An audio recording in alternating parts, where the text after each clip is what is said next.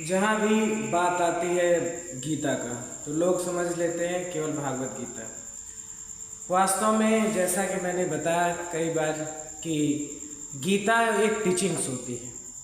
किसी विशेष समय परिस्थिति में कोई महान पुरुष, ऋषि या ज्ञानी लोग किसी विशेष परिस्थिति के लिए कुछ ज्ञान देते हैं जिन्हें हम गीता कहते हैं। गीता का शाब्दिक अर्थ जैसा मैं बताया गायन होता है, क्योंकि ये श्लोकों के फॉर्म में होता है, इसलिए इसे गीता कहा जाता है। अब आते बात करते हैं कि कितने प्रकार की गीता है। जैसा कि मैं बता चुका हूँ कि हमारे मार्केट में इसमें कई प्रकार की गीता उपलब्ध है, लेकिन पौराणिक कथाओं में जितनी टीचिंग्स वगैरह थी उनके हिसाब से अलग प्रकार के शुद्ध जो गीता है वो टोटल 60 प्रकार की है। अब इसमें आपका भागवत गीता, गुरु गीता, ब्रह्म गीता, अष्टावक्र गीता, ऐसे 60 गीताएँ हैं। सब के बारे में एक एक करके मैं डिटेल बताऊंगा।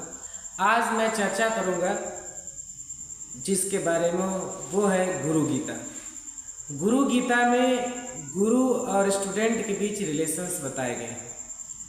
अगर कभी समय मिले तो इसे अवश्य पढ़ना चाहिए, क्योंकि हमें पता चलता है कि गुरु के गुण क्या होते हैं, गुरु कौन होते हैं, और एक उचित गुरु का ही चयन करना चाहिए। अगर कोई केवल नाम मात्र के लिए, संसाधन अर्जित करने के लिए ऐसा चीज़ करता है तो वैसे गुरु का त्याग करना चाहिए।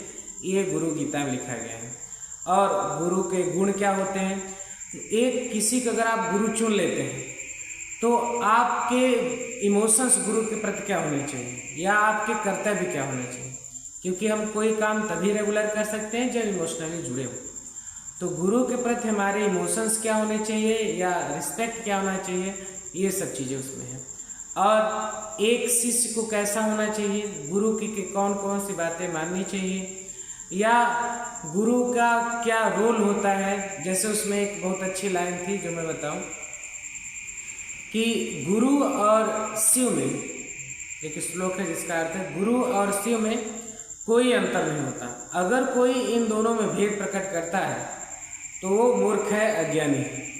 कहने का मतलब एक गुरु को भी वो सभी गुणों को अपनाना चाहिए जो आदि गुरु शिव जी में था। और अगर ये गुण नहीं होते या नहीं पाए जाते किसी के अंदर, तब तक उस व्यक्ति को गुरु बनने की पहले कोशिश करनी चाहिए।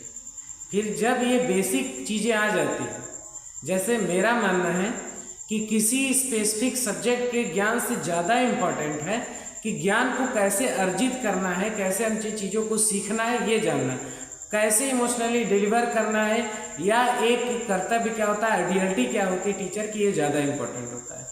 इसके बाद ये बात आती है आपका ज्ञान क्या है, आप क्या डिलीवर करते हो। सबसे पहले चीज़ आती है कैसे डिलीवर करते हो। तो ये सब सारी चीज़ें आपको गुरु गीता में मिलेंगी।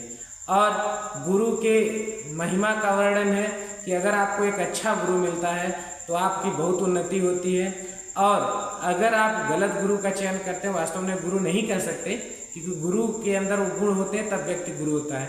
पढ़ाने से कोई गुरु नहीं हो जाता।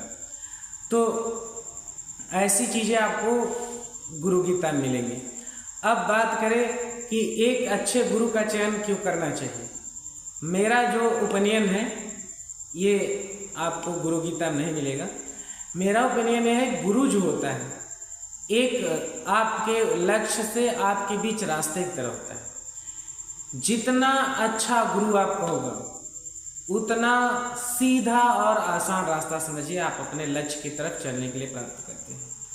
और जितना आप अच्छे गुरु का चयन नहीं करेंगे तो रास्ता टेढ़ा मेढ़ा संकटों से भरा दूर होता जाएगा। इसीलिए गुरु गीता में कहा गया है कि एक अच्छे गुरु का चयन करने से उसे मोक्ष की प्राप्ति होती है। मतलब वास्तविकता में जिस चीज़ हासिल करना चाहेगा आसानी से कम मेहनत में हासिल कर लेता है। इसी के लिए कहते हैं गुरु की कृपा बहुत जरूरी है। मैंने भी अपने टीचिंग लाइफ में ऑब्जर्व किया है कि जब हम किसी स्टूडेंट के ऊपर खुश होते हैं तो बहुत सारी चीज़ें बिना पढ़ाए उसे आने लगती हैं। शायद इसी को गुरु गीता में गुरु की कृपा कही गई है कि जब हम किसी के ऊपर खुश होते हैं तो कुछ एनर्जी का फ्लो होने लगता है, जिसके कारण कुछ ज्ञान उसे स्वतः प्राप्त होने लगता है। हर चीज़ में पढ़ाने की जरूरत नहीं पड़ती। और अगर आप बहुत मेहनती हो लेकिन गुरु कृपा या कह सकते हो गुरु से इमोशनल अटैचमेंट नहीं है, आप उनके आदर्शों को नहीं मानते या उनके बातों को नहीं मानते, तब आप धीरे धीरे आपका क्वालिटी ऑफ एजुकेशन घटता जाएगा।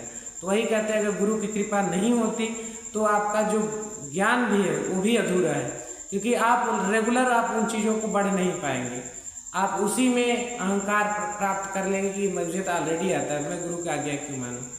तो ये सब चीज़ें गुरु गीता में, तो एक बेसिक ओवरव्यू मैंने दिया कि गुरु गीता क्यों पढ़नी चाहिए। बहुत सारे लोग आपको मिलेंगे जो कहेंगे भागवत गीता पढ़ लो इनफ है।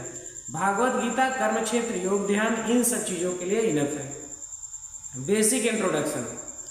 अगर आप डीप में जानना चाहते हैं तो अब आपको उनके अलग अलग फील्ड में डीप में जाकर उनके शास्त्रों को पढ़ना पड़ेगा। ऐसे गुरु गीता जो है ये टीचर स्टूडेंट के बीच के रिलेशन का ज्ञान है, कैसे होना चाहिए, कैसा आदर्श होना चाहिए, कि टीचर को कैसा होना चाहिए, कि स्टूडेंट को कैसा होना चाहिए, उनके बीच क्या अंडरस्टैंडिंग होनी चाहिए, क्या इमोशनल अटैचमेंट होना चाहिए, ये सब चीज़ों को एक्सप्लेन किया गया है। ऐसे जितनी भी अलग अलग गीता है ये सब एक टीचिंग है अलग अलग जीवन की परिस्थितियों के लिए। तो सभी गीता पढ़ना अनिवार्य है। अगर कोई आपको कहता है केवल भागवत गीता पर्याप्त है तो कुछ जीवन के स्पेसिफिक कंडीशन के लिए, बहुत सारे जीवन के रोल होते हैं, आपके पारिवारिक रोल होते हैं जिसका ज्ञान उसमें नहीं मिलेगा। तो इसके लिए हमें सभी गीता को पढ़ना चाहिए। अगर आप वास्तव में जानना चाहते हैं, सीखना चाहते हैं, तो ये सब चीज़ें अगर टीचर स्टूडेंट के बीच में आप रिलेशन जानना चाहते हैं तो एक बार गुरु गीता अवश्य पढ़ें। जय श्री राम।